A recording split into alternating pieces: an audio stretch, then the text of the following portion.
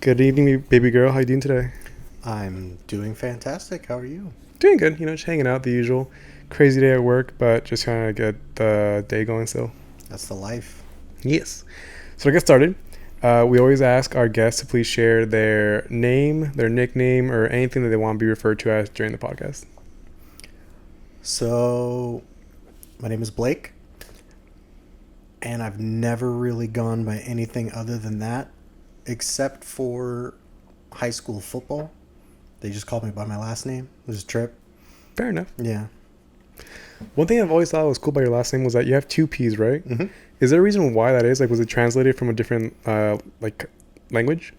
So, my last name actually comes from my dad's side of the family, obviously, but they've been in. Let's see, my dad's dad. Yeah, they've been in the United States since like the late 1600s. They kind of, from what I remember, they came on the ships, Mm. the Pinta, Maria, Santa Maria, and the Nina.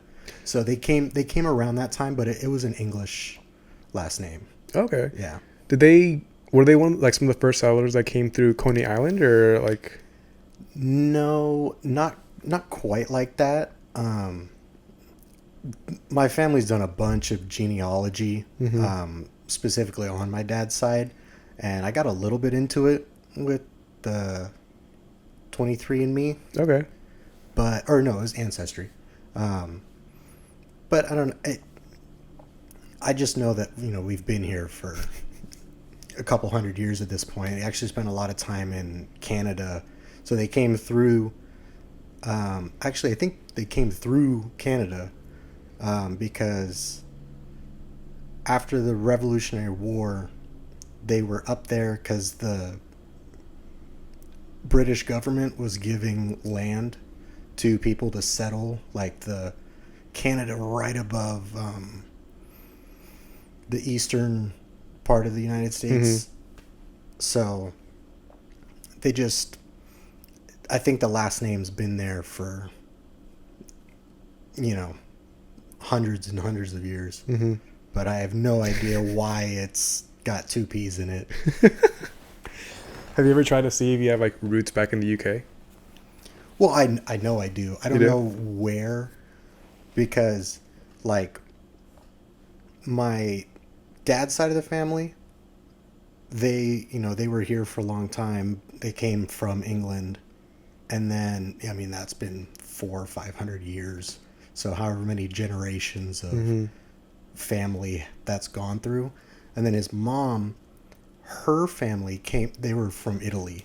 So they came through Angel Island on the, Massachusetts or New York, that coast.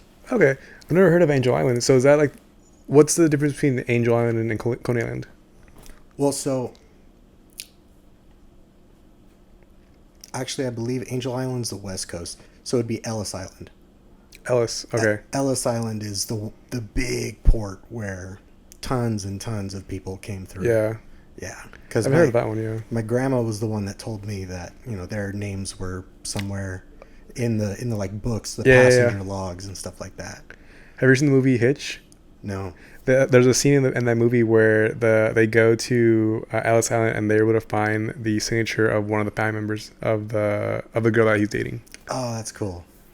It's cool, and they bring in the history Mm-hmm. of real life when it comes to that, because it's so hard with all the technology that we have today. It's like really difficult when you go back a couple generations, Yeah. because the amount of information and technology, we have a lot of major stuff, Mm-hmm. but to actually have the true details, like, do you know what your ancestors were doing in the 1880s? I wish. Right? Yeah. But like you look at 2010, 2000 on, and it's like you could find it in a tweet, Yeah. in an X post, in an Instagram post. Yeah. So, it's definitely just kind of like, I wish I could look into what was actually going on. Mm-hmm. And they actually, my family, because the Tripp family's got just a ton of stuff in the United States. But as far as I know, there's like, with the last name of Tripp, it's me, my brother, my dad, and my mom. But, they separated. Mm-hmm. But my mom kept the last name. Okay. Really? Mm-hmm. Okay. So it's kind of cool. I don't I'm know. curious to ask, but I'm also scared to ask. Well, I don't exactly know if Okay. it costs a lot of money because also too, Oh. you have to change your credit card, you Yeah. have to change your passport, your birth certificate, or I don't know about your birth certificate, but all of your legal Your documents social security and all that that stuff. have Yeah. the new last name. That makes sense. I never thought about that actually. Yeah. Because one of my friends, she got married last year, and she was telling us about the challenges of like going through changing your last name, social security, and work, healthcare, like all that. So it makes sense that you would want to keep it because it'd just be easier to go on from there. Yeah. I never thought about that. I'm gonna ask my mom about how it was for her because she changed her name back to her maiden name. Oh, okay. Yeah, but my parents had a nasty divorce, so. I just went on vacation with my mom, my mom's boyfriend, my brother, and my dad. Oh, no way. What was that like? We went to Hawaii. Have you guys always been close? Or your parents have always been like amicable, or? So yes, Okay. my parents were very big on, hey, listen, this isn't working out between us anymore. We're not satisfying each other, but we have 2 kids, and those 2 kids come first. Mm.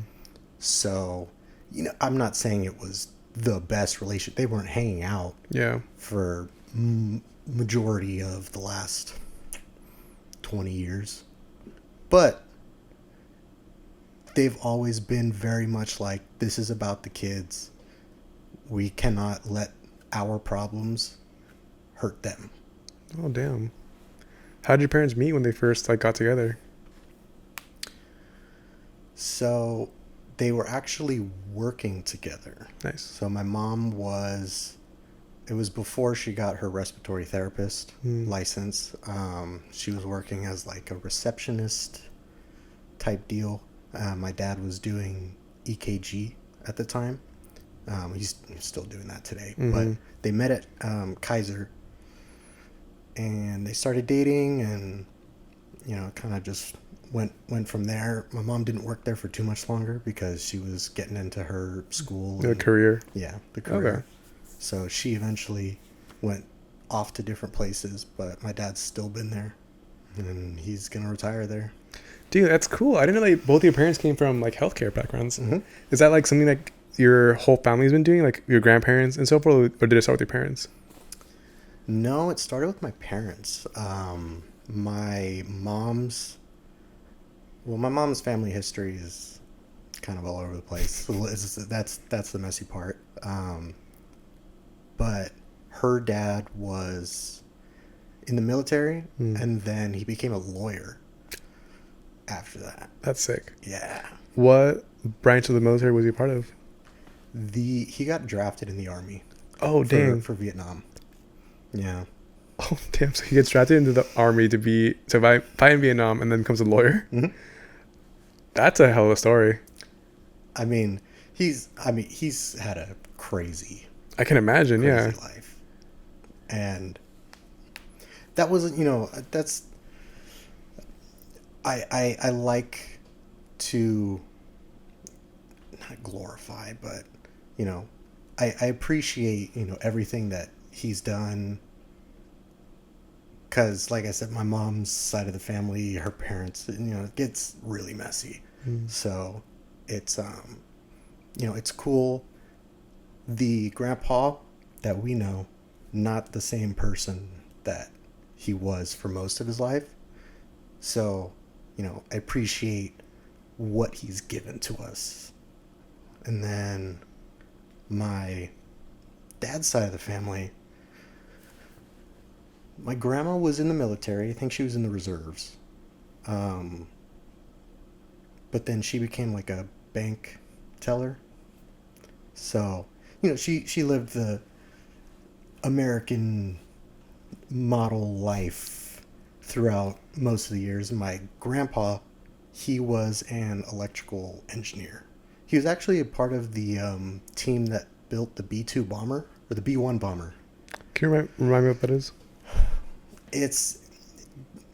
There's the B-2 bomber, which is the stealth plane. Okay. Oh, yeah. Yeah, so the B-1 bomber was before that. That was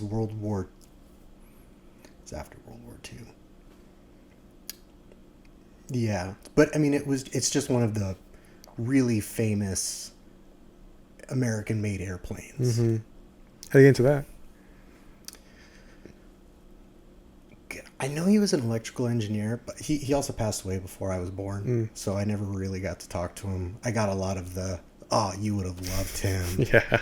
You know, he would have been there for everything kind of thing. And I totally believe it because, you know, that's just kind of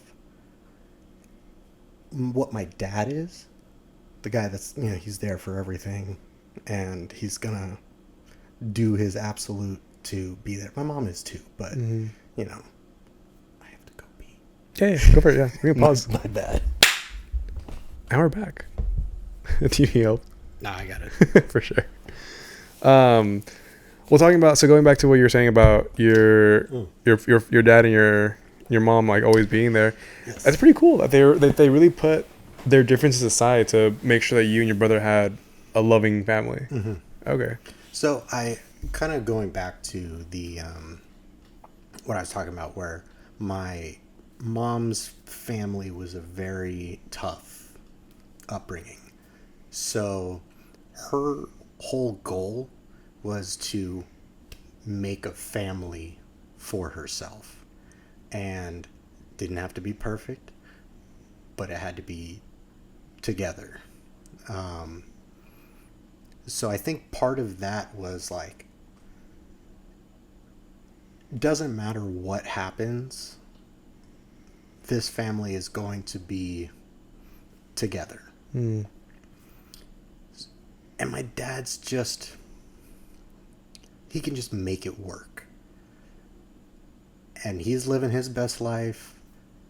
He's doing everything that he needs to do. He's getting close to retiring. My mom and her boyfriend, like, they're living their best life. They're doing everything they want to together. So it's just kind of like, I very much appreciate what I have, because I have, you know, my parents divorced. I have that story, but it's so different than what so many other my parents divorced story is. And that's just not something you really get, where, you know, humans, you know, we're inherently a little selfish. Yeah. Because I need to survive, or my family needs to survive, it's kind of thing. But I think when you get into, like, I have experienced this, I can't do the rest of my life alone. And it's another thing that people are being afraid of, is just being completely alone. And it makes sense, but, you know, it's just not something that everyone is capable of making that decision, where my needs are my needs, your needs are your needs, but we have shared responsibility, and we need to come together to make this work. And I think part of that has taken me into who I am today, to where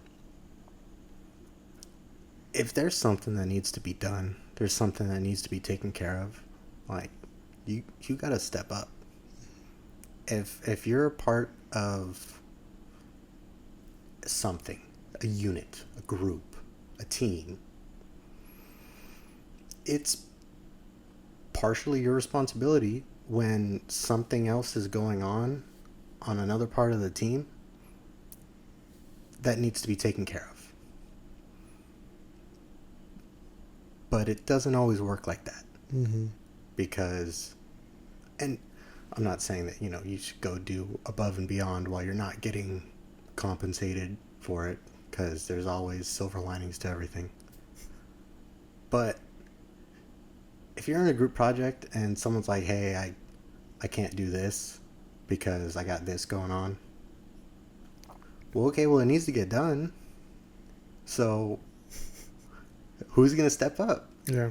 Is it going to be multiple people or is it going to be one person? And I think where the problem comes in sharing work to pick up other parts of the team, when the sharing work becomes one person who has done their part, but then they have to do somebody else's part on top of that. And that's really tough, because doing your own part can be hard enough. And especially when it comes to kids, to humans, it's extremely complex. It's not, hey, can you write this paragraph for this part of the project? It's, hey, can you help mold this person into what a human being is? Mm-hmm. Because human beings have a wide range of outcomes. And everyone's got their own personality. Maybe it's a little bit different when you know what the personality is. Because in the context of raising kids now, well, if it's your kid, you kind of know the range of outcomes to a certain extent. Yeah. Only Siths work in absolutes. So, to a certain extent, you kind of understand the range of outcomes. But also, since I've been living with a baby literally a baby for the first time in my entire life, yeah, I'm seeing how the process goes, and they pick up on everything. Yeah.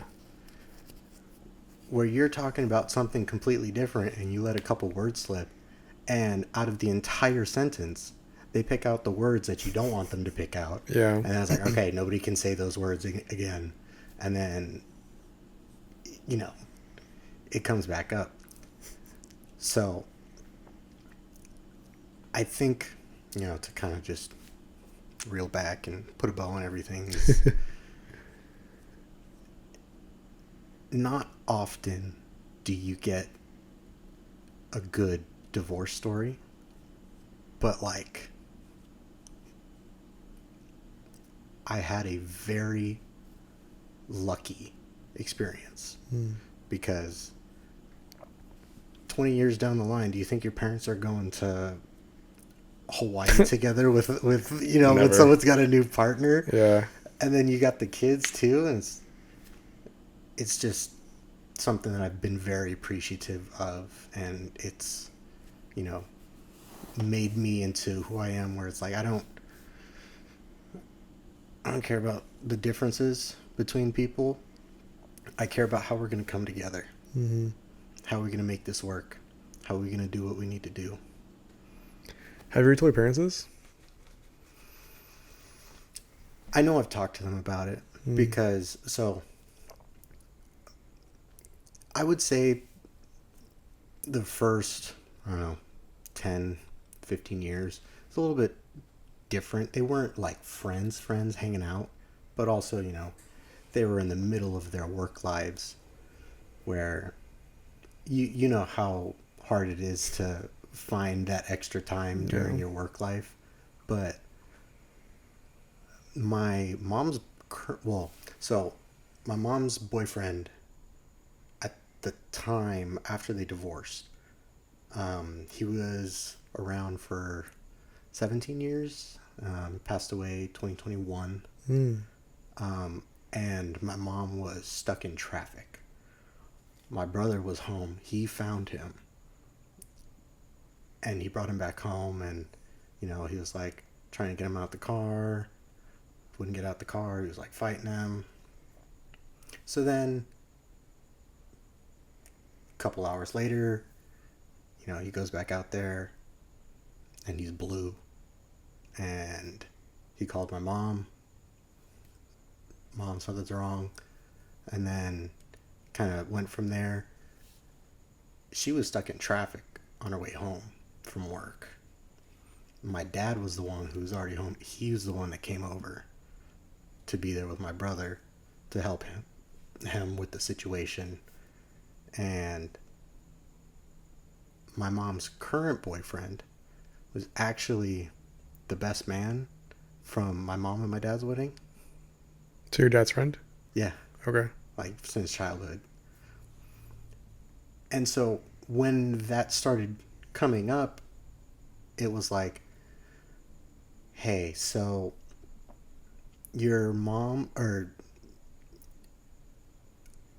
it's my mom, I'm dating, your dad's friend Ed, and I want to make sure you're okay with this.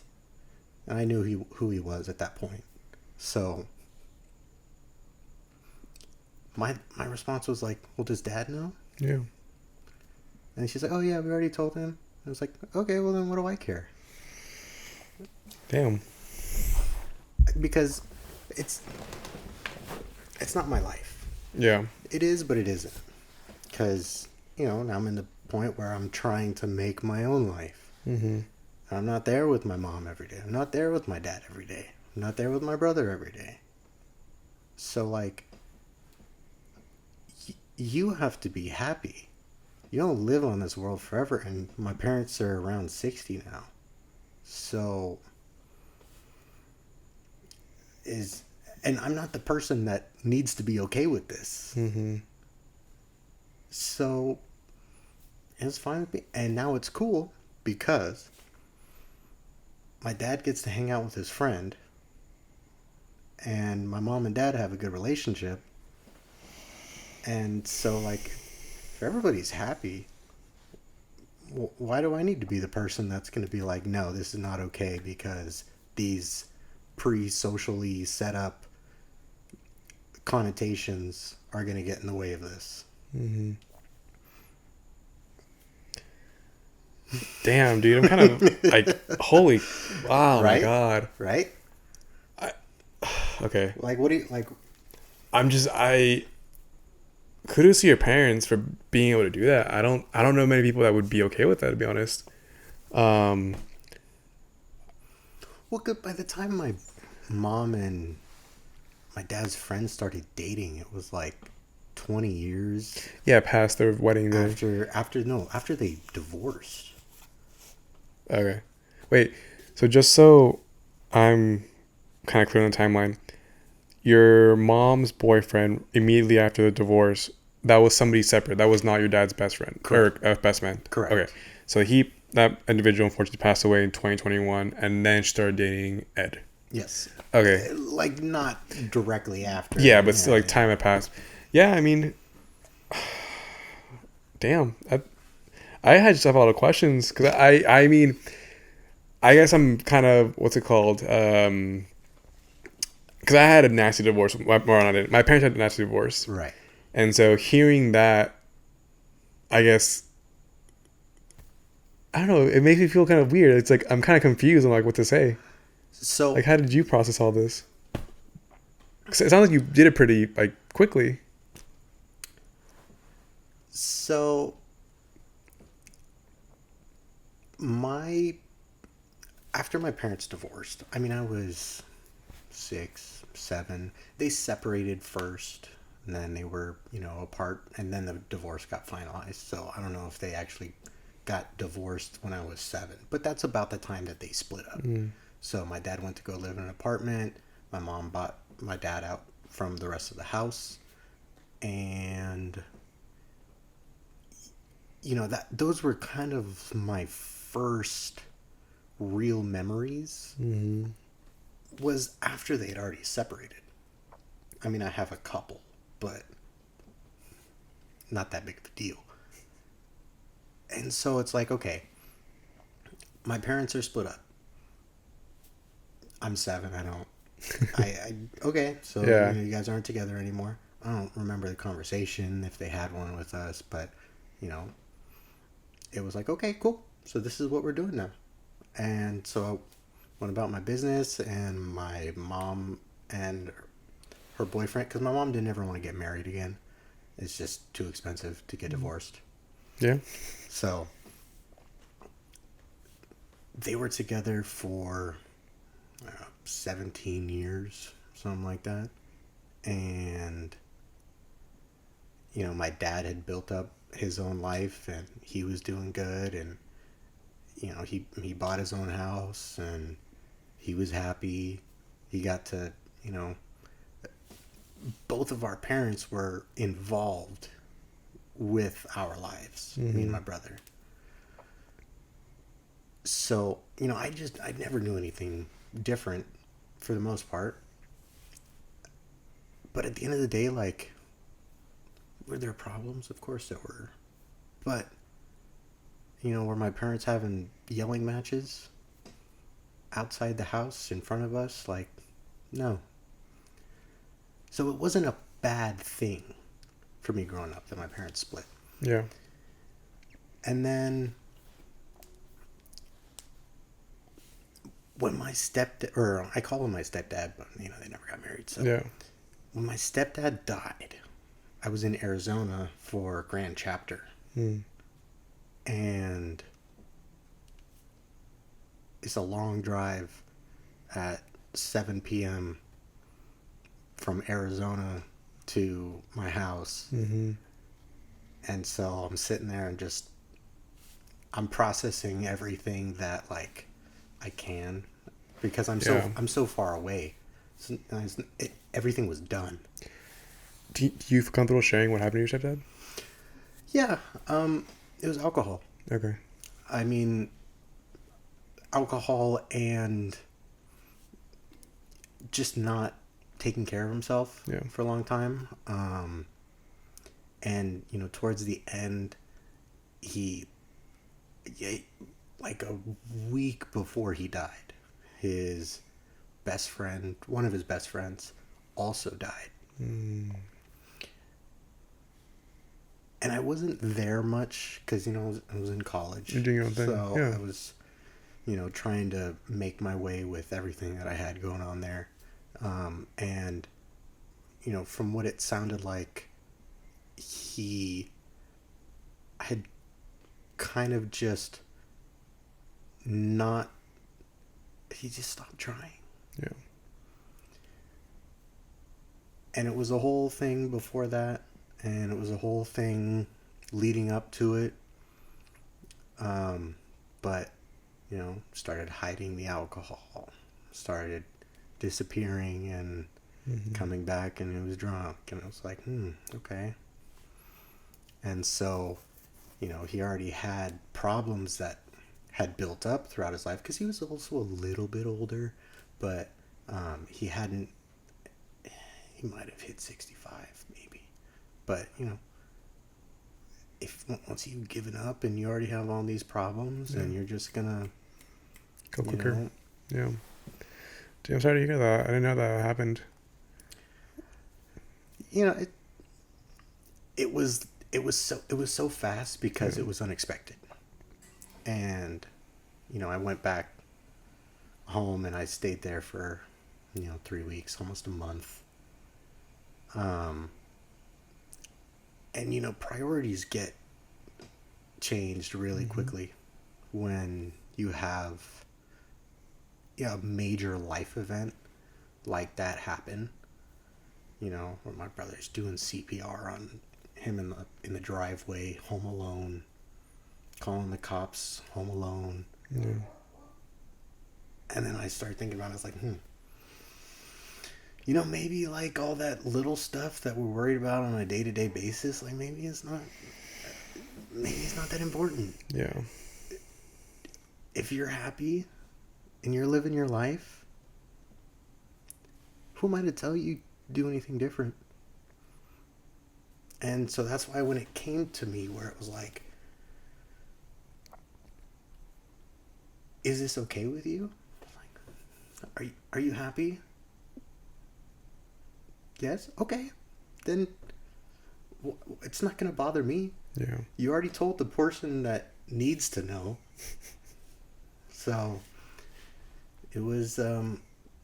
I just didn't think it was that hard of a decision. Yeah. Yeah. Dude, well, I mean, kudos to you for definitely like, I don't want to say being okay with it, but being supportive of it. Mm-hmm. That's a huge thing. Like, I can only imagine what your parents were feeling because they want to respect your boundaries as well and be mindful of like what your needs are. Mm-hmm. And it sounds like your mom really did care or does care about keeping that sense of like unity and family together. That's the number one. Yeah. Really, That's a beautiful example to show your kids. Yeah.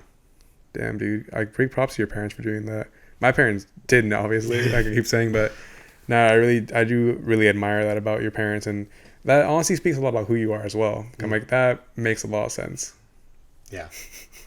I don't know. Life is the longest thing we'll do. Yeah. But that doesn't mean a whole lot when it comes down to it because,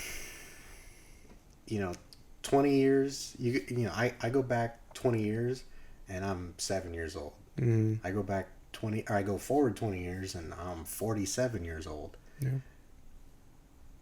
And when you think about the grand scheme of things where it's like, oh yeah, this thing happened in 1890 and it's like, that's 130 years ago. Oh, nobody's alive from then. Yeah.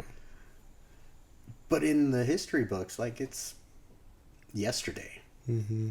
And I got really into space and physics and the grand scheme Mm-hmm. of life and the lives that we live compared to the universe is a minute. It's a blip of a blip. Yeah. Yeah. It's funny you mentioned. Well, what are your thoughts on this question? Like, do you feel that? Because I have a conversation a lot with friends and family of like, humans. We're at a time in our lives where I believe I'm not speaking on science or anything, that I believe we're living longer than we're supposed to, in the sense of like, there are so many things that are out there to get us, germs, animals, but we're living in a place where getting to 80 and 90 is a little more feasible, mm-hmm. especially with like medicine and where we are. Mm-hmm. But now we're kind of suffering from different ailments that like include stress, anxiety, these things that really like hinder us from living our best lives. Mm. And I always tell Jackie, I'm like, I feel middle-aged because I'm at a point where I'm stressed out more than I think my family, for different reasons, obviously. But it's like, if I'm lucky to get to 70 years old, I will take it. Mm-hmm. But the way I'm seeing, like, my dad's friends are starting to pass away a lot more frequently. Mm. And he's only, like, late 50s, early 60s. And, like, that's where I see that he and his friends that he grew up with as a little kid, they're starting to go.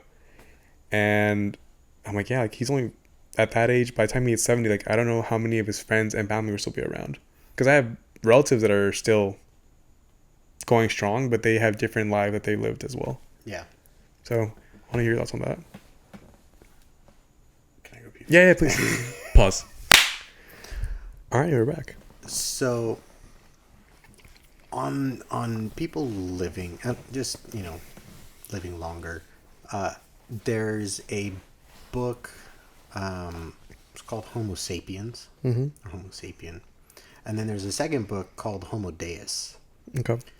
So, Homo Deus is essentially about like, all right, we're at the point in human life where we're facing these completely different problems. Mm-hmm. Because before, you go back to World War I, even, Spanish flu. Yep. On top of World War I. So, this is large scale death from multiple facets. World War One, the war to end all wars, except for World War II and everything else after that. Yeah. Yes, are we going through wars? Yes. Are they to the same effect where they're killing such a large percentage of the population? No. Are we still having deaths from sickness?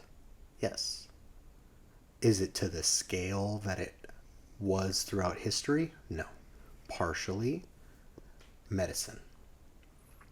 Partially, we have so many people on the earth now where it's an exponential, even with all the declining birth rate stuff. And, is it real? Sure. But are we seeing any real effects of it? Like, maybe not yet. We'll see after the baby boomer population goes, like, because, that was the big spike. But, you go back not that far in history, and if you lived to 60, you were the elder. Yeah. Yeah. And, were there people that lived into their 80s and 90s? Sure. But not to the extent that people are living today. And maybe partially some of that is because we have so many people. You're going to have some people that are going to live longer. Mm-hmm. My dad's side of the family, specifically his mom, so my grandma on my dad's side, like, they're all in their 80s and 90s, and they only just started, passing away.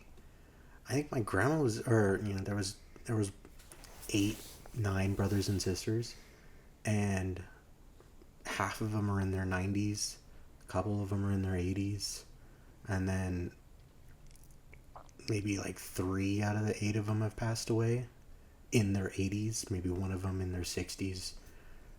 But that's just kind of where we're at now, where medicine will keep you alive, but now we're dealing with chronic health problems. It's not, are you going to get sick and die? It's, are you going to get older and have heart failure?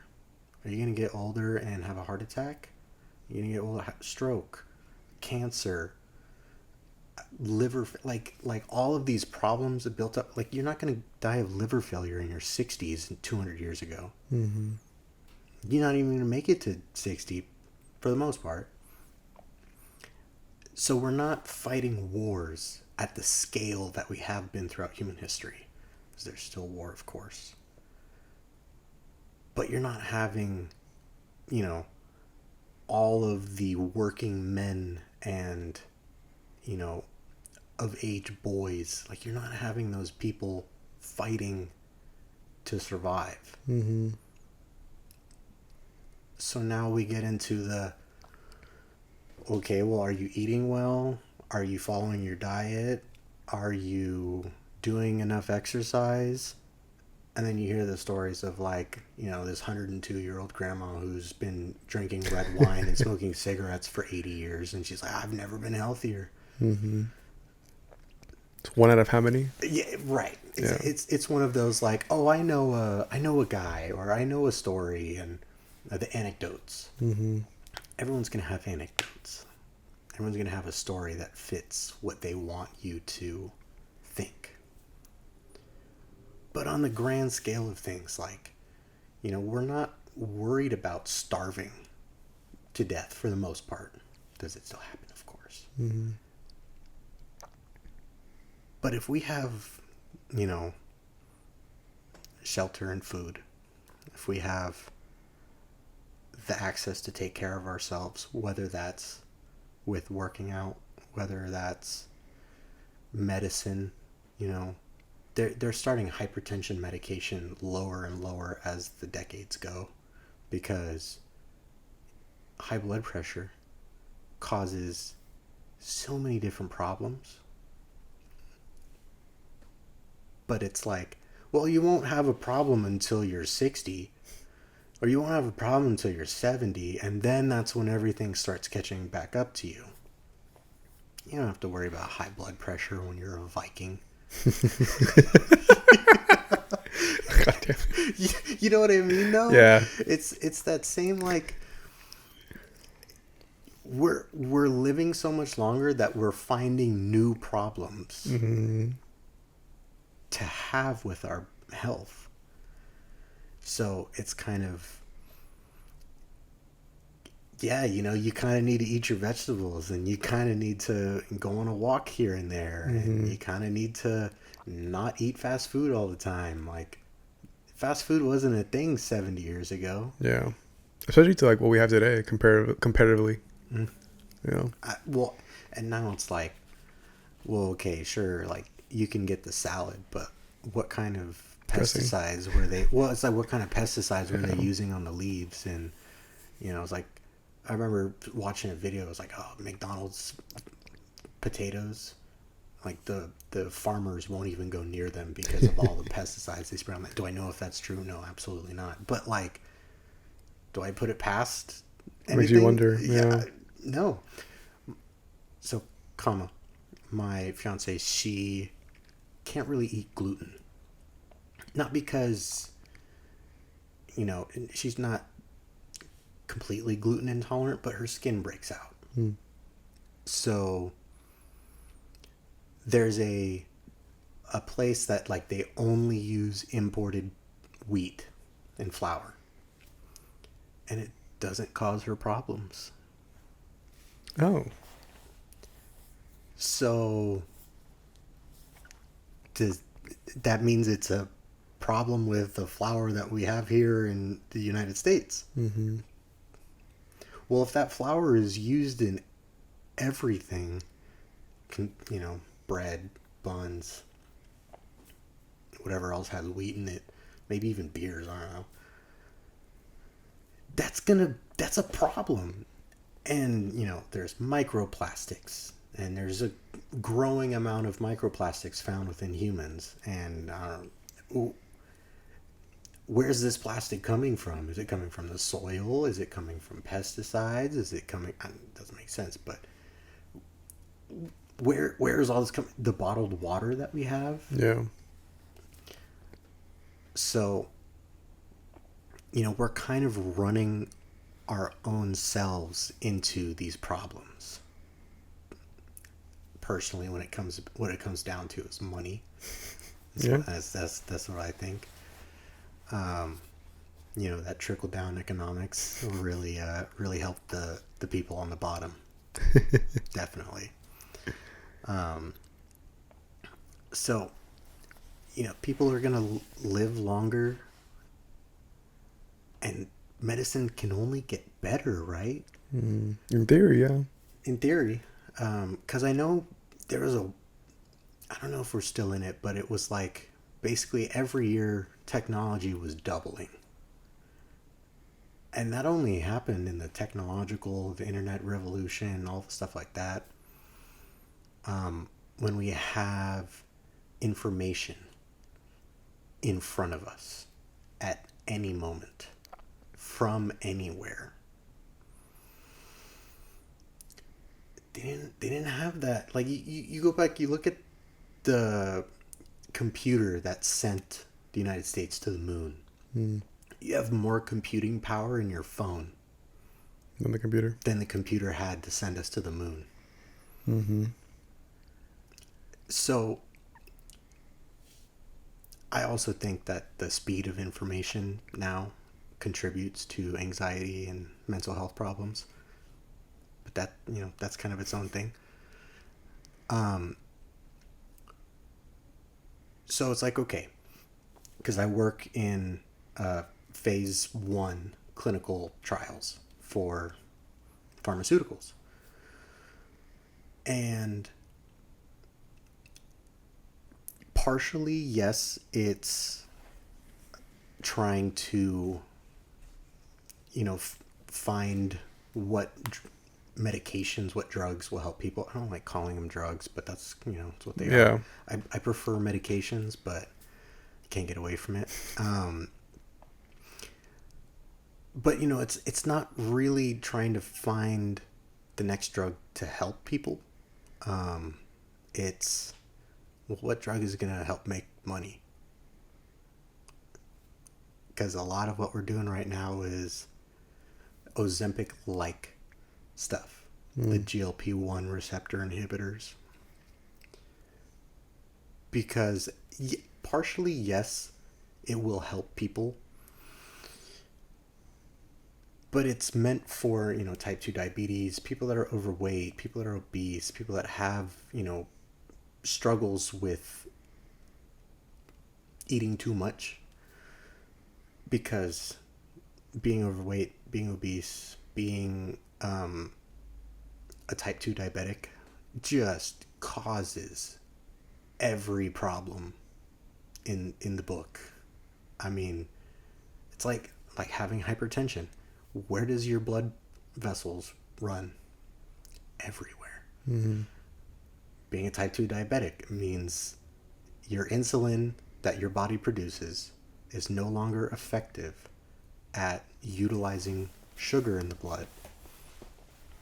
So if that sugar doesn't go into the cells properly to feed your body, it's just going to stay in your blood until it gets filtered out, and then you waste it.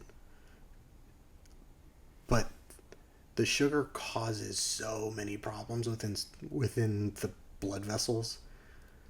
It makes the blood thicker, it's just not as effective anymore. And so if it's not effective, then it's just running through your entire body, causing havoc. And so now we're seeing all these GLP-1s, the Ozempic stuff. And it is to treat the people that have these problems, to try and help them, I'll say. But if you think about it, and I explain this to every single person that I can within the studies where they're like, oh, I'm in this weight loss study. And it's like, okay, but are you changing your lifestyle? Mm-hmm. Because you can go on a diet, you can take medication, but is it actually going to be effective after you stop? When you diet, you lose 10 pounds. Okay, great. But you can't go back to eating all the other stuff that you were eating. You can't go back to drinking your calories with sugar beverages. Like, you have to change to actually have the effect that you want it to. Mm-hmm. And basically what the medication does, all these Ozempic stuff, it makes you not want to eat. Because, I mean, it's like, they'll be scrolling on Instagram and they'll see, some food thing come up, and it's like, I can't look at it. I can't. It makes me sick. And it's like, okay, well, like, being in a calorie deficit is good, but it has to be programmed. Mm-hmm. You can't eat 600 calories a day for a month. I know people, have these fasting things, and I don't know enough about it to say whether it's good or not, but you have to change your lifestyle. It's basically what I'm just getting at. It's like, you can't take these medications and expect them to do the heavy lifting. It's like taking vitamins. Like, yes, you can take your vitamins, but if you don't get real food, you don't get all the stuff you need, what you're going to do? You're going to pee them all out. Mm-hmm. So, it's the problem of, are we coming into this new era of living longer? Yes, absolutely. There's a lot of different things that go into it. But, at the end of the day, it's, are you doing what you can to keep yourself healthy? Or are you outsourcing that? Yeah. Yeah, that's a real thing. That's a real conversation that gets people like, oh, I don't know. Because I do agree. Like, I'm trying to. One thing that I love is, like, I play basketball on a weekly basis. Oh, and I cool. love seeing every Monday. I love seeing the guys that are there. Like, I have this one dude named Brian. He runs marathons. He's like in his late 50s, and he like balls out. Like, not to like he's dunking or anything, but he plays like well. Yeah. And like, that's where I want to be able to move, live life, keep up with these youngsters. And yeah, I agree. Like, having to change your lifestyle is like how you do it. Mm-hmm. Well, so it's interesting, based off that marathon thing real quick. My uncle, he does Ironmans. Heck yeah. My grandpa did an Ironman. My uncle actually just finished one yesterday, the day before. He's done multiple of them, but my grandpa did one, and I think it was like last week or the week before. I was Your telling, grandpa? yeah, Damn. not like when he was my grandpa when he was younger, but Yeah. my uncle was probably in his 50s. Mm. They did it in 15 hours, and it's like a 2 mile swim, 2.2, 2.1, whatever it is, a marathon, and 112-mile bike. It's like, I would want to be able to do a marathon. The hardest part about that is the swim. Yeah. Like, if you just don't stop and you could even walk, a marathon, like, would it take you forever? Sure. But, and you can't just hop right into it. But it's not like people don't do this. Mm-hmm. Like, this has been going on for 50 plus years. And if, you're the guy you play basketball with, like, he's in his 50s, he did a marathon, it's like, well, shoot, maybe I could do that. Everyone do it? Are you going to do it? So this is going to be a couple years down the line, but Okay. Come and I talked about it where it was like, you know what? I want to do that. I'm going to do that. And it's like, all right, I'm not at a place now where I could confidently start training for it. But my plan right now is, let me just build my cardio up. Start there. Because if I just build my cardio up, when I'm done with nursing school next December, I'll be good to start thinking about how I'm going to plan it. And from there, it's like, okay, how many years do I want to take? Like, obviously I should be able to run a marathon first before I before I try and do the rest of it. Yeah. But I don't think, I think when people think about these, it's like, there's no way. And it's like any chance of it ever happening is cut off right there. But if it's like, you know what? Let me just start working for it. Let me lay a foundation, and then I can build my steps from there. Because I have 2 people in my family that have done it now. And my aunt, married my uncle, like, she tried to do one. I don't know. I think there was like the water was really choppy, and so she had to get pulled out. But it's like, I could do that. Let me start trying for it, because my brother, he's actually going to do a strongman competition. Oh, damn.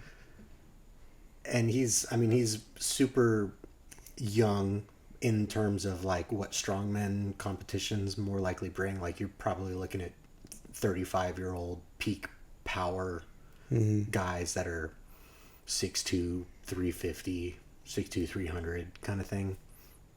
But he's like, yeah, I don't know what I'm going to train for after I do it. It's like, I'm just going to look for the next thing. And I'm just kind of like, would you ever do an Ironman? He's like, no, I don't think I could. I was like, it's not the answer I wanted to hear, but like, I'll respect it. Cause I think if it's in our family, like, there's no reason. You can't do it. Oh, we can't do it. Yeah. But it doesn't even have to be in your family. It's like, did you ever give yourself an honest try?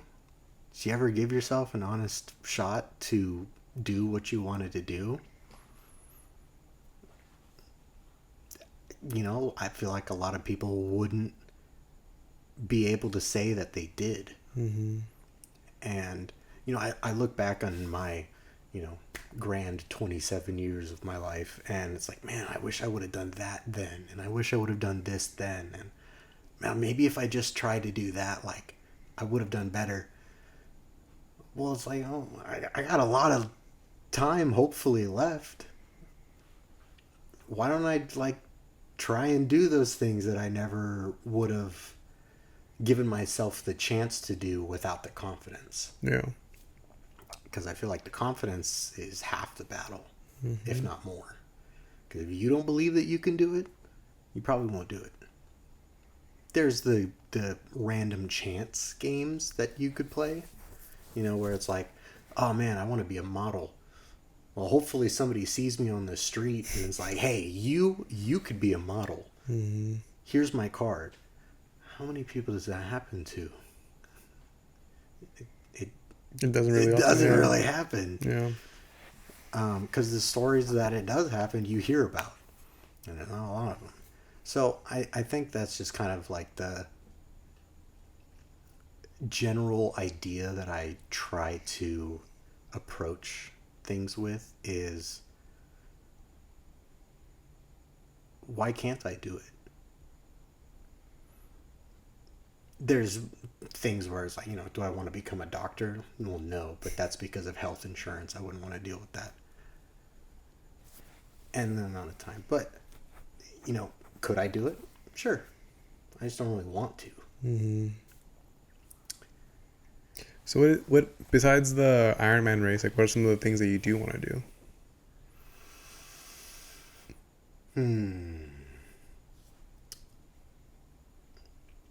I mean, live in different places, travel.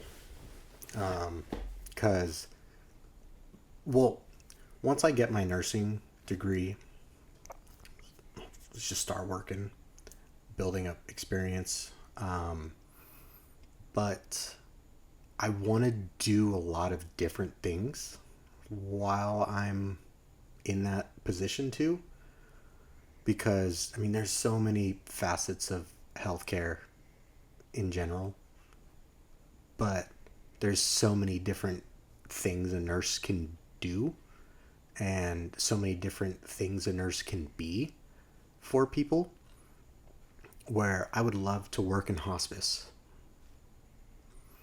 And I didn't know it until more recently, where it was like, I watched this video and it was someone on hospice, and there was a nurse there holding a Corona for them while they were drinking it in bed. And it's like, well, shoot, like if I'm on hospice, like, yeah, I'm gonna drink a beer. Yeah.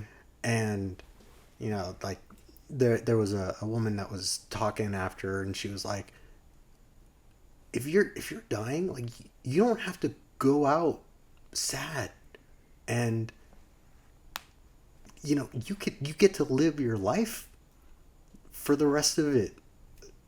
Isn't that what anybody wants? Yeah.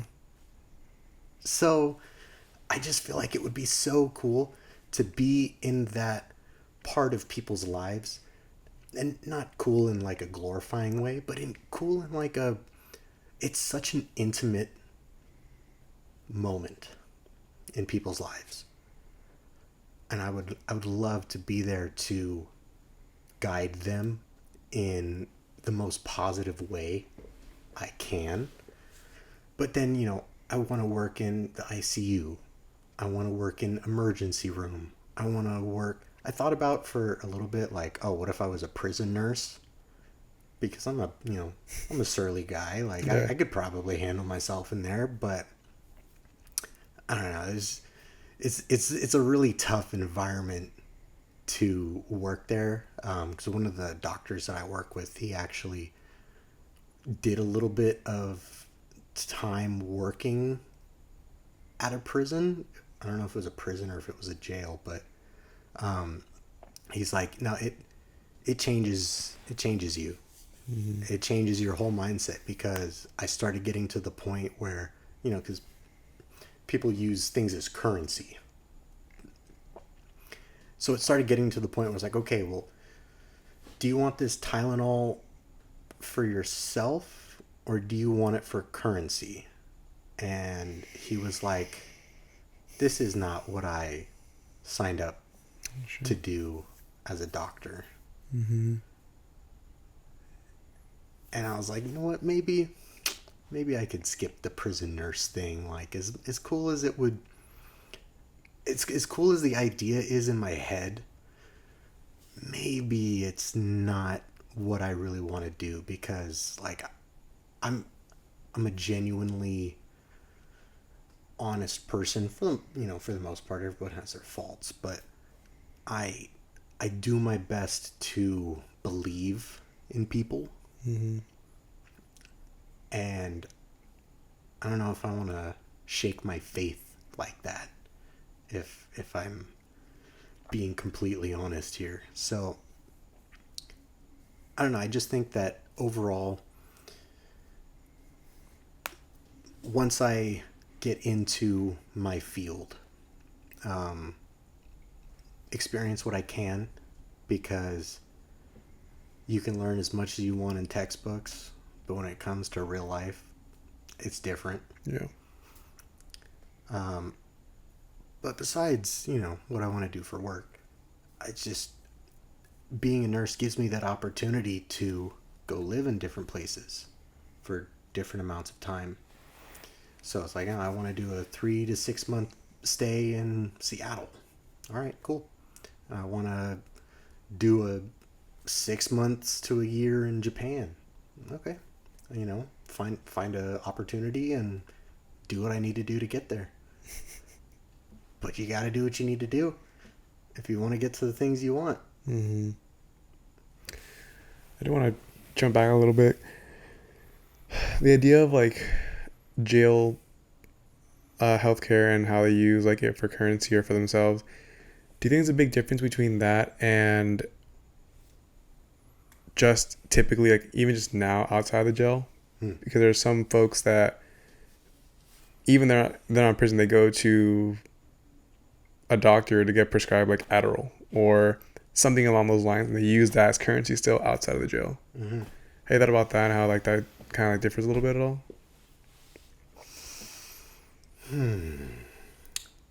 A little bit.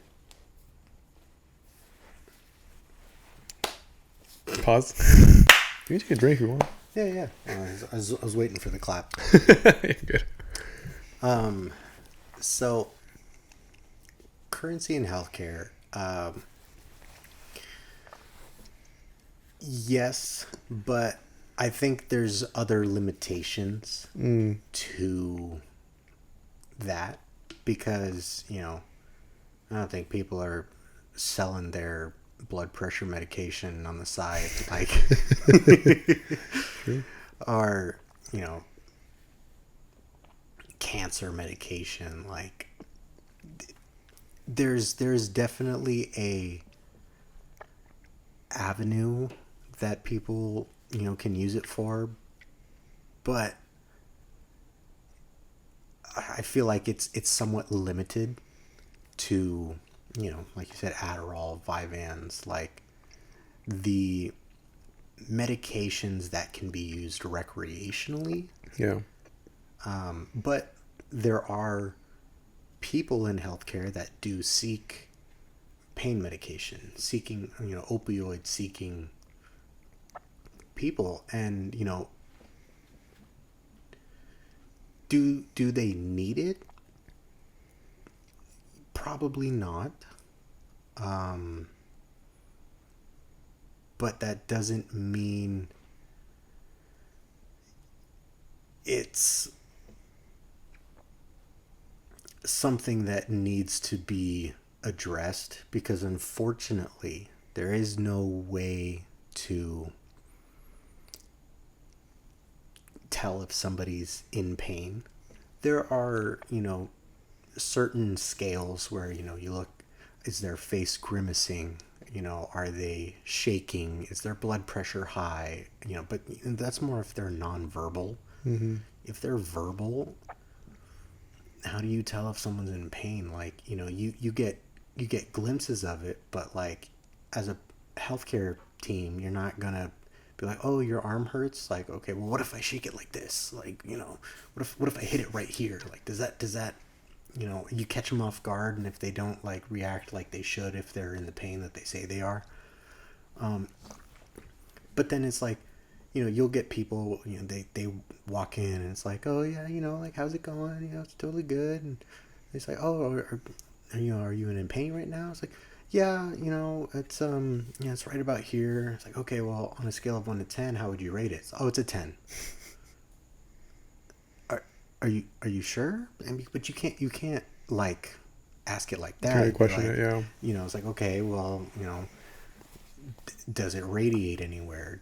When did it start? Does anything make it better? Does anything make it worse? Like, you know, what does it feel like? Is it a throbbing pain? Is it a stabbing pain? Is it a dull ache? And I haven't worked too many shifts in clinicals. I mean, I'm in my third semester, but my first semester is like 3 shifts, and then I had 1 semester, so I've done about 12 days, 13 days of actually working in a hospital. And it's like, oh yeah, that guy, he's just here for pain meds. Like, he's just drug seeking. And it's like, okay, well, he said he was in pain, so I don't know what you want from me. Do you want me to go interrogate him, or but I feel like, the awareness of those problems are definitely like up there. So it's, most people don't really want to go to a hospital ever. Yeah. If they don't have to. But I think now, because the opioid problem is as big as it is, like, people are healthcare is a little more careful about, prescribing them. But, if you have a pain rating from 4 to 6, like, for the most part, it's morphine. Mm-hmm. And then, things get stronger after that. But, if you're in pain and you're injured, like, yeah, you're probably gonna get some opioids. If you're just kind of in pain and it's like, yeah, it hurts, like, you can get Tylenol, and that should be good. Like, maybe some acetaminophen. Mm-hmm. But I just think overall the awareness is there, because the opioid problem got really big, and it's still kind of there. But it's, healthcare is aware of it. Mm-hmm. And they're aware. Experienced nurses will be like, yeah, that person is here for drugs, is what it comes down to. They'll know right away. Damn. I do want to thank you for that. I know it's kind of always a tricky conversation to have, because there's just so many things that go into healthcare that we just don't even know about. And there's so many different facets that go into it. I do want to switch gears. Mm-hmm. I know we talked about your parents. We didn't talk a lot about your brother, though. Mm-hmm. Tell me a little more about him. So my brother is almost 3 years younger than me. He's like 2 years and 9 months. Exact number of months. That the one thing about the divorce is there was only ever one constant, and that was my brother. And I think that, like, I have a very good relationship with him. Would I like it to be better? Of course, but we're both in the stage of, like, figuring out our lives. And do I look back now on me being an older brother when I was 12? Do I wish I was a little bit better of a older brother? Like, sure, but I just, he was, and he still is to this day, like, just one of my best friends.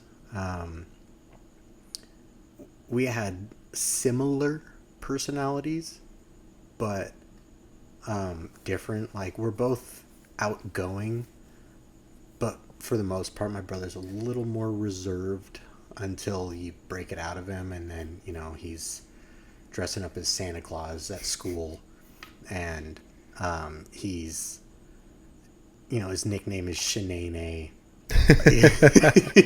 That's funny. So he's a bigger character, but it takes the right circumstances for it to come out. And I mean, we're growing up, we didn't look super similar, but now like our faces are very similar. It's just the difference is like, I'm 5'8.5", 190 to 200, probably closer to 200 now. And, he's basically 6 foot, 280.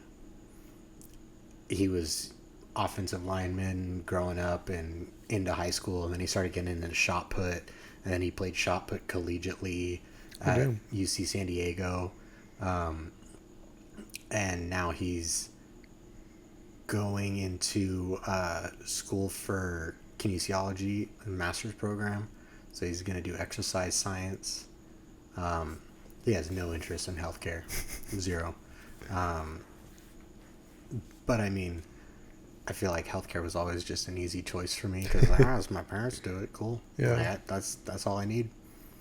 So he's always been kind of like sees what I do, but he's gonna do his own thing. He's gonna do his own way. But I didn't really understand. I mean, obviously, like when you're a kid, it's harder to understand, and even when you're a teenager, you think you know everything, and it's like the sooner you learn that you know nothing, the better off you'll be. Because you can think you have all the answers, and can you prove any of it? Like, can you show that it's actually what it is? yeah. So, I think that, like, do I wish I was a better older brother growing up? Like, sure. Did I think I was doing okay? Yeah, I did. And when he was copying me and he started, like, ordering the same food as me, I was like, this guy got to get his own ideas, man. Like, he's just whack. But I didn't, I didn't appreciate the sibling relationship as much as I do now. Because I think there's a part of me that's like, he was always just a little bit better than me at certain things. And I hated it. But I didn't hate it. I thought I was better. You may have been. Maybe, But, it's just siblings. Like your family is like the one place where, as long as you don't do anything heinous to each other, it's like, yeah, we're like, this is blood. Yeah. And I think my brother's just really, he's really awesome. I mean, he's a little hard-headed, but isn't everyone? Yeah. And just the things that he's been able to do. Like, one of my favorite stories is, I talk about, he dressed up as Santa Claus. Mm-hmm. So that was in 6th grade, and he dressed up as Santa Claus, and he had a sack full of candy canes that he was carrying with him. And that same day, there was a Santa Claus that they got for the kindergartners. The Santa Claus called out sick. Mm-hmm. And so our principal, asked him if he would sub in for the Santa Claus. And he did. And so he's a 6th grader playing Santa Claus for these kindergartners. And I was just like, God, that's so cool. Yeah. Like, I never would have dressed up as Santa Claus. That's comedy.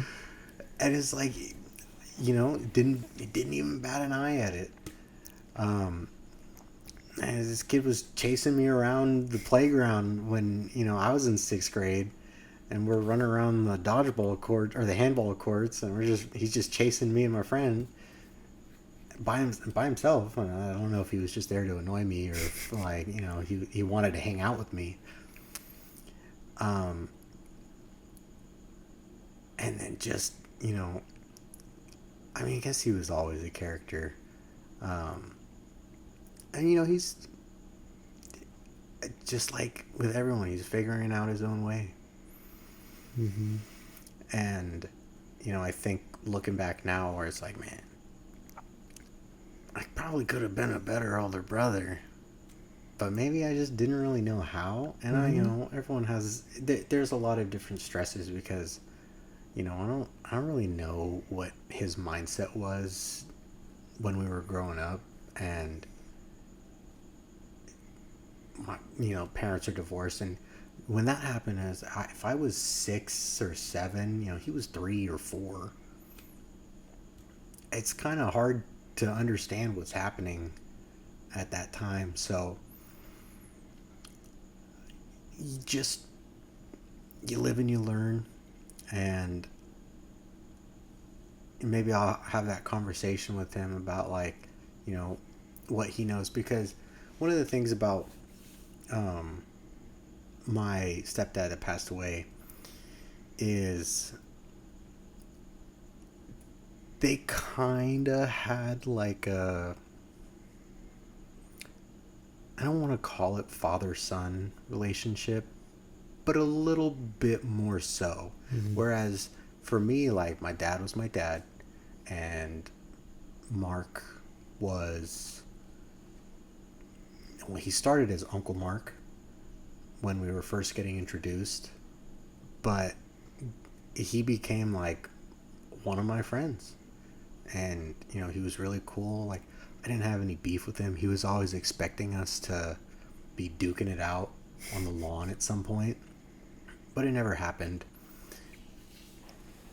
And, my brother kind of had more of a parental relationship with him. So for him to go through that, tough. Yeah.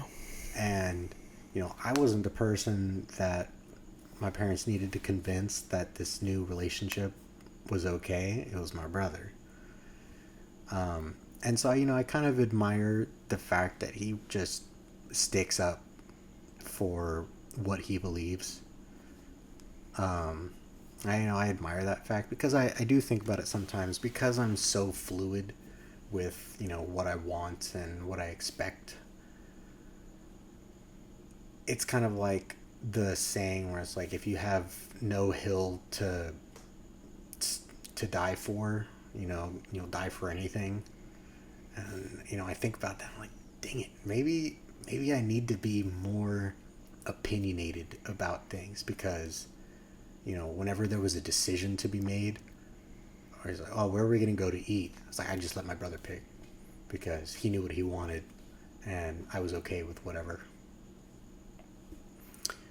So, I really do admire him, and he's, still to this day, one of my best friends, because, I have the thought about, like, oh, who's going to be my best man, because, like, I have a bunch of people in my life It's a that blessing, you.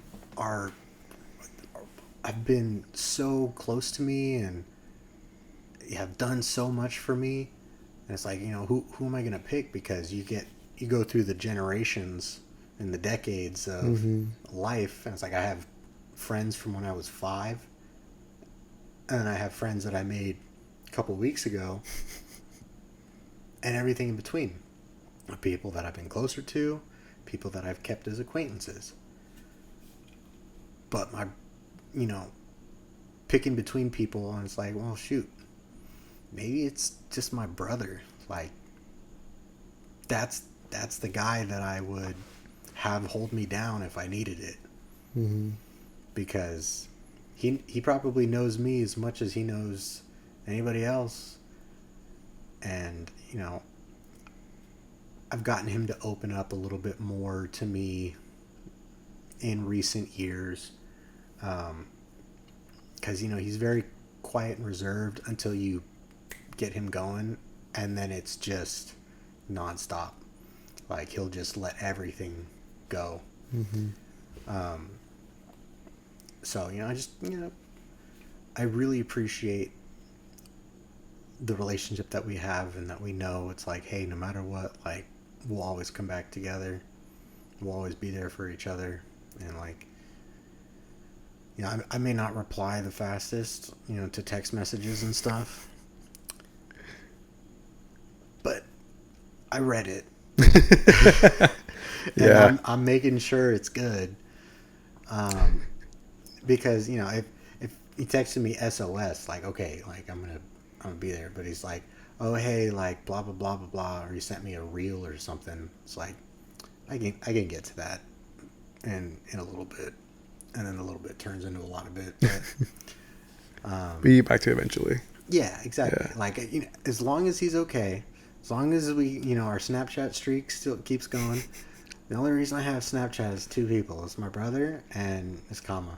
That's funny. Because, you know, we're at like 4 years now of the Snapchat streak. So I was like, Yeah, keep going. I'll keep it. Speaking of Kama, Hmm? I know you mentioned that she's your fiance. Mm-hmm. Dang, dude. I remember you guys first started dating back in school, and now you're fully engaged. Like, what? Dang, dude, congratulations. Thank you very much. How did that come about? So,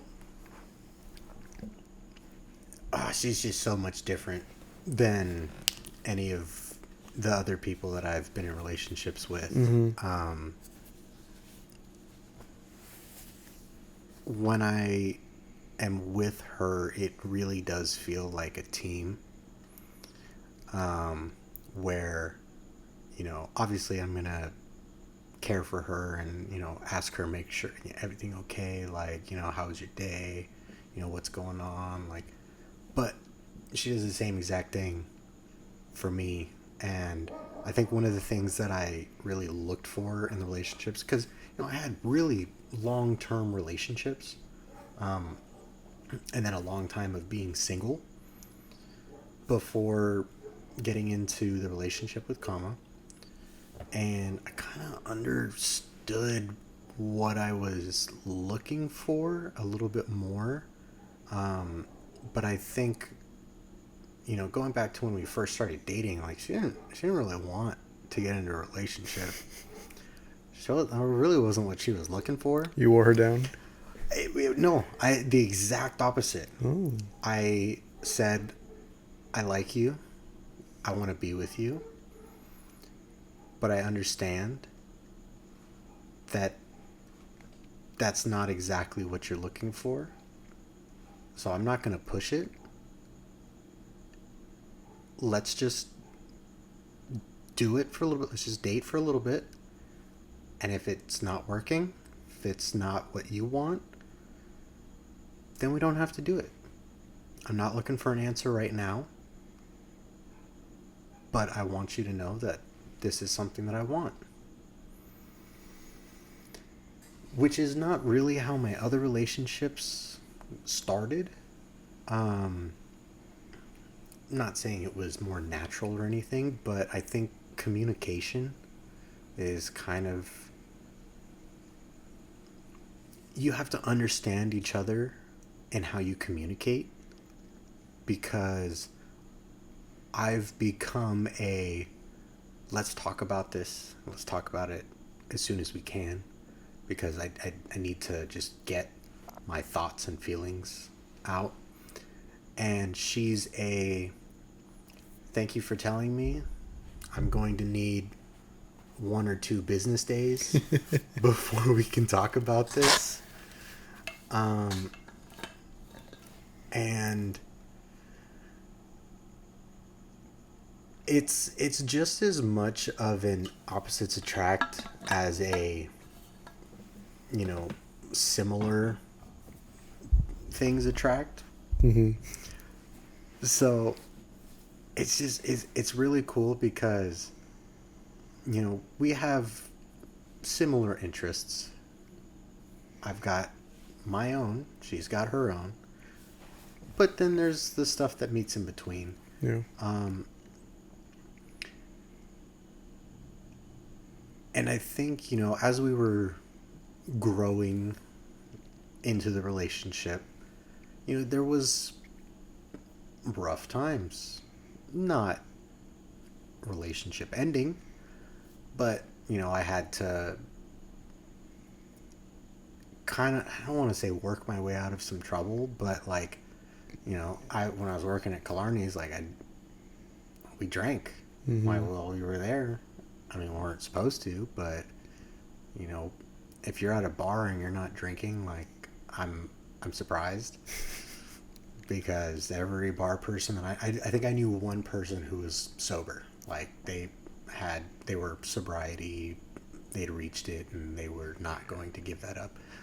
But pretty much everybody else was drinking. And so, you know, I'm getting off at 3, 4 in the morning and I drank more than I thought I was.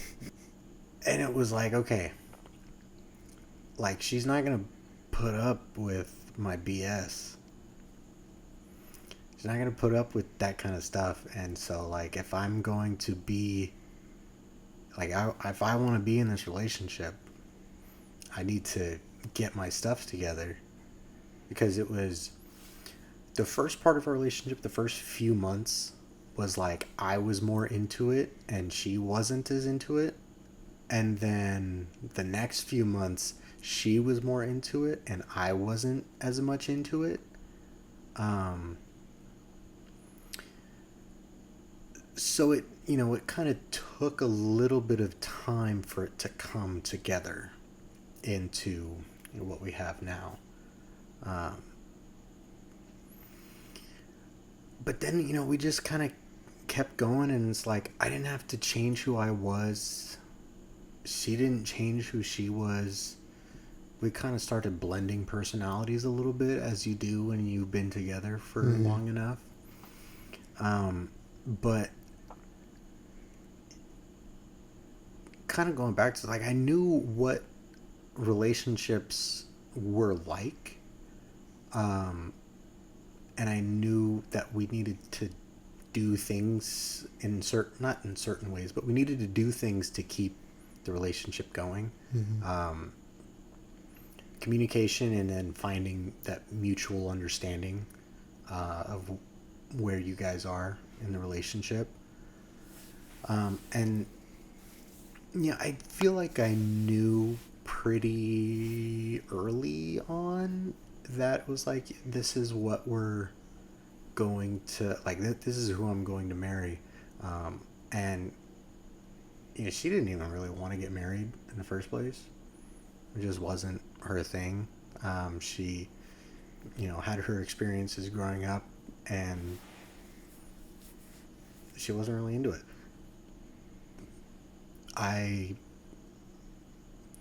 It's not like I'm okay if per se that we don't get married, but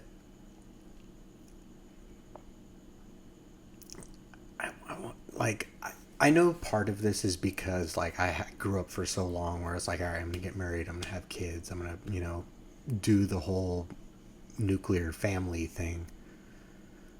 But you know, she didn't really want to get married, she doesn't really want to have kids. So now it's like, okay, she's two very big life events, life plans, and she doesn't really want to do them. It's like, okay, well, where does that leave us? Yeah. Because at first there was a little bit of like, when she, you know, said I don't want to have kids, and it was like, you know, we're 6 months to a year into the relationship, and it's like, well, that's kind of my plan. So I don't know if this is gonna work. And then it was like, oh, okay, well, you know, maybe like down the line. And it was like, all right, well, that's okay. I have that expectation now that it's probably not gonna happen. So if I want to continue moving forward with this, like, I have to be okay with that. And I eventually reached the point where I knew that I would regret not being with her.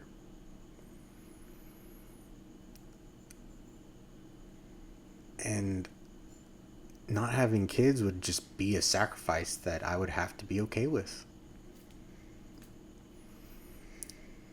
So I gave my, you know, expectations where it's like, okay, if we don't have kids, I'm not responsible for anything besides you and supporting us.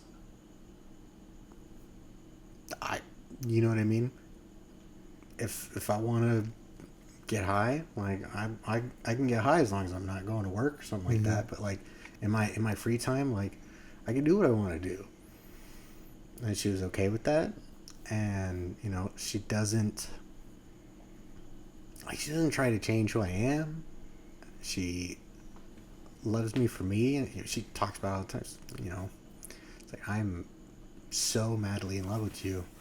I'm obsessed with you, kind of thing. And it's like, man, that's kind of awesome, because I'm kind of obsessed with you too. Because I appreciate it's. She's just got the personality where I'm gonna do me, and that's it. And there's no persona that she puts on, because I definitely had like some experiences where it was like, I feel like there's a couple different people in this one person, and I don't really know how I feel about that, because I feel like for the most part I'm just kind of unapologetically me in a relationship. But I definitely did kind of like I had to learn that and not be such a floor mat in a relationship, where it's like I do stick up for myself, and I do, initiate those conversations that need to be initiated. Because, we're not getting any younger. Yeah. We started dating, it was like 24, 23. Be 4 years this year.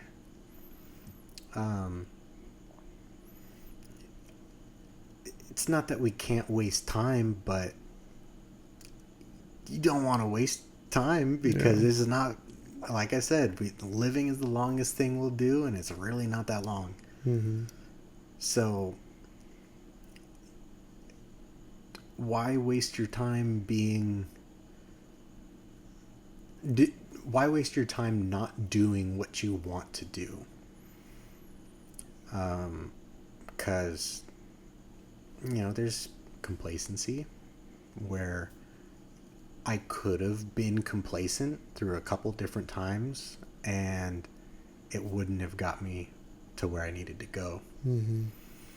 So I feel like taking that into the relationship, where I've had my experiences for good and for bad, and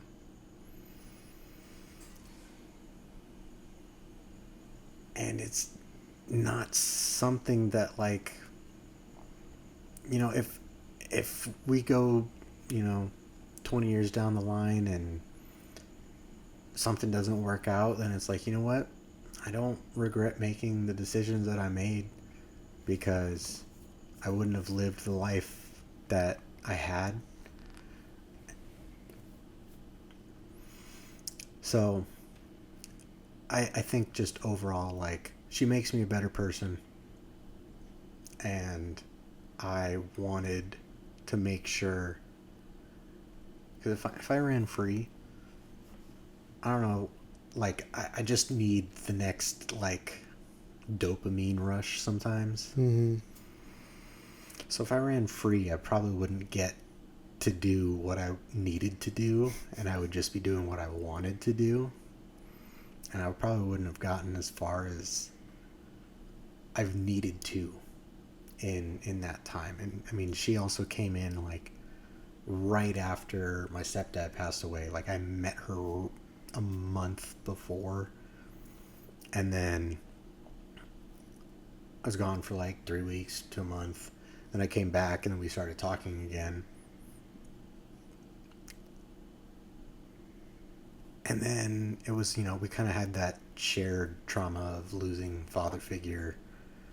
So, that's how we started talking, is we just trauma dumped to each other about a bunch of different things.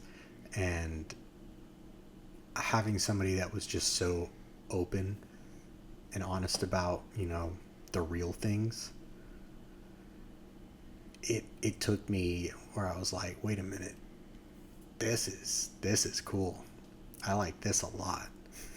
And I started at the bar, and I was working at the union. And so I got off at 4 a.m. and I started work at the union at like 8 a.m., 7 a.m. And I was like, I'm going straight from there to there. Or maybe it was even earlier. It was like I got off at 4 and I started at 5:30, 6:30. And she made me breakfast. And I was like, oh, this girl likes me. And that wasn't true at the time. She was being nice. She was just being nice. That's funny. She's like, yeah, I just made you the same thing that I make myself. But it was like, it means a lot. It was like, it was a lot of food. And I was like, there's no way this girl doesn't like me. I totally, like, I can do this. And it's just funny how it all kind of came back together after a little bit of time. Yeah. No. That's super funny. What was the first meal? It was like turkey bacon with eggs and like protein pancakes. Nice. And damn, that's your yeah. Right, that's what I'm saying. And it was like oatmeal, like overnight oats. And it was like, it had like cinnamon and chocolate chips in There's it. There's no way she did not make that for you. She intentionally made it for. Yeah, that's what I'm saying. But she's like, no, that was literally just the same thing that I make for myself. So was it extra, and then she took it with her, or did she intentionally make it? I had talked to her about it, and she was like, okay, like I'll bring you breakfast next time. Okay. And I was like, okay, cool. And then it's just like she gave me so much food. And I was like, there's no way this girl doesn't like me. I don't believe it. There's no way she. Okay, I'll talk to you next time I see her. Yeah. I think I'm calling it this. We are getting close to the end. Okay. I do want to give you, like I shared, I give all my guests the opportunity to share a memory that you want to make sure is preserved for years to come. It can be a happy memory that you want to record for yourself, so that way when you look at the video, you can think of it. It can be a memory that you want to pass on to the next generation of folks down the line. It can be anything at all. So I want to give you the opportunity to take a moment to kind of think about what you want to share. If you already know, just jump into it. But this is the memory that you want to make sure is preserved. Okay. One last break. Yeah, do your thing. You keep thinking. Keep taking your time.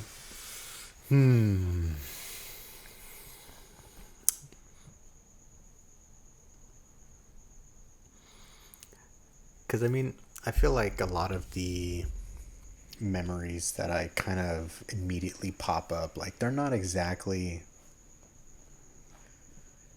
like, great memories. Yeah. Because, like, those are the first ones that are going to pop up. Because I do a lot of, like, God, maybe I should have done something different back then.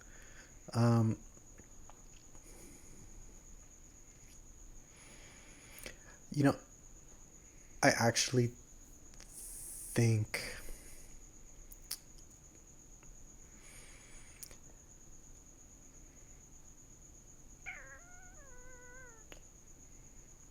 so the one that I was thinking about where it's like, okay, it was after my graduation from Cal State Long Beach, and it was me, my mom, my dad, my stepdad, and my brother. And we were staying at a little hotel room. And it's kind of, they only allowed 2 people from your family to be at the graduation for 2021, just post-COVID. Yeah, the whole thing. But I had this, like, my brother and my stepdad had kind of went to bed already, and I was like, I really want a vape. And so me and my mom and my dad were just walking the streets of Anaheim at like midnight, just trying to find like a vape somewhere. I think we found like something, but it like wasn't what I was looking for. But it was just like, I don't really remember all that was said,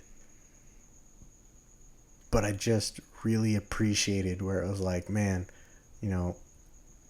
from everything that we've been through as a family, to be able to kind of have that moment where I was like, man, like I really have my mom and my dad, who were separated, had been, so far apart, not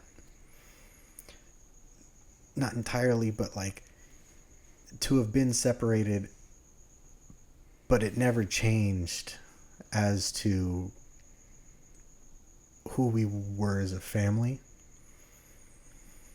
And I feel like that was one of those like first moments for me where, I kind of just realized that like they're going to be there for me no matter what happens, and they're still kind of friends. So, and now they're good friends and they hang out all the time and everything like that. So, I guess just, what I kind of want to leave, here as my I love you 3000 is, life is too short to take everything seriously. Take the things that you need to take seriously. But you could get in the car one morning and not make it back home. You could go to bed and not wake up the next day. You can't take your things with you.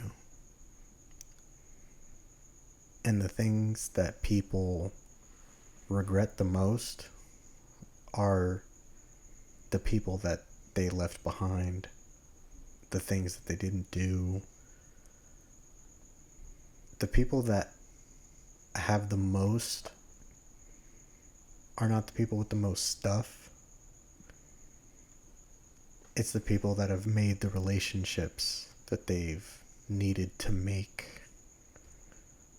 And not even needed to make, that they wanted to make.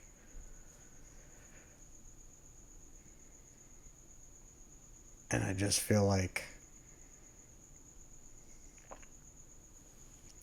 the sooner that you let everything come to you, no, that doesn't even make, because there are things that you can let happen, and there's things that you need to make happen, and you need to figure out when is the right time to do either one of those things. And you're not always going to have the right answer.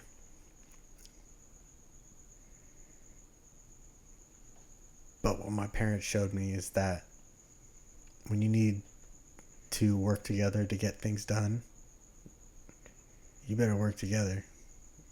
You gotta put aside your differences, because in that moment when I was walking downtown with my mom and my dad, I was what mattered. It wasn't anything else. And they really opened up to me about, so many different things in life. But that's what I appreciated, is that, you know what, I was what mattered.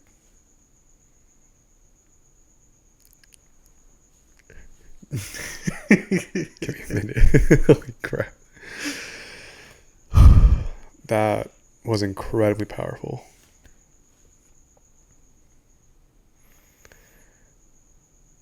Yeah.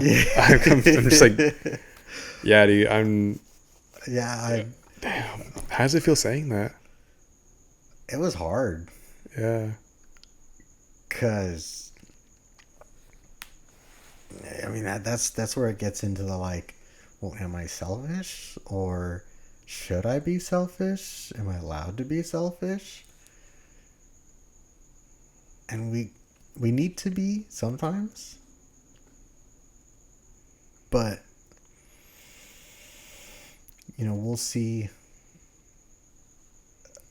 Do you always know what the right time to be selfish is? Like, it gets hard.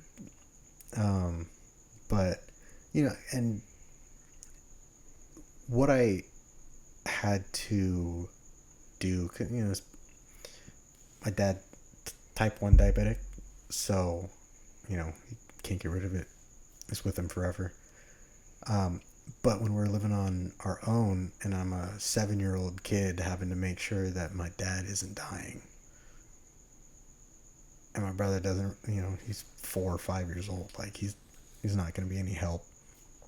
I'm the one that needs to call 911.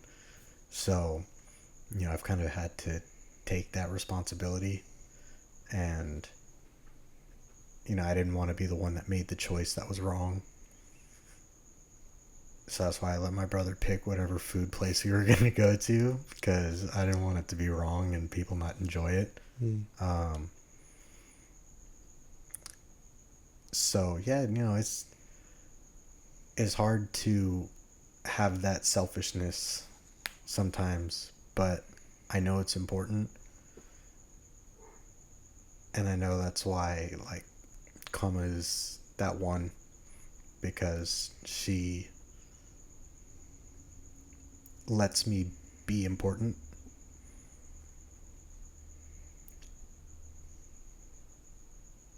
And it's something that I don't afford myself too often, but I try to more as I've gotten older.